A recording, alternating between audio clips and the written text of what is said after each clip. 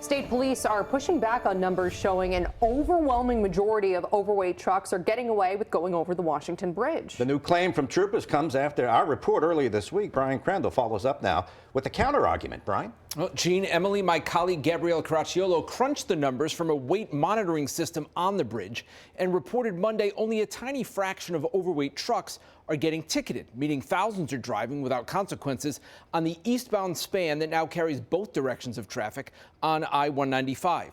We asked state police to comment before that story, and now they are, saying not so fast. NBC 10 got the statistics, but state police are saying to trust troopers' eyes and experience. A weight monitoring system is now on the eastbound Washington Bridge as it carries all the 195 traffic between Providence and East Providence, following the sudden closure of the westbound side 20 months ago. The monitoring sensors are there to check that the span meant for one direction of traffic is not overloaded by now carrying two. With system data from Rhode Island Department of Transportation, NBC 10 reported Monday more than 15,000 overweight trucks crossed the bridge since January.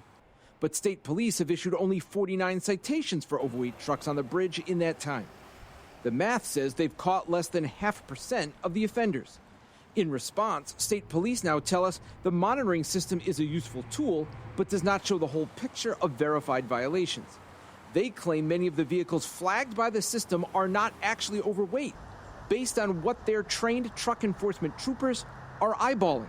State police tell us since January they've spent 580 hours of enforcement on weight compliance on 195.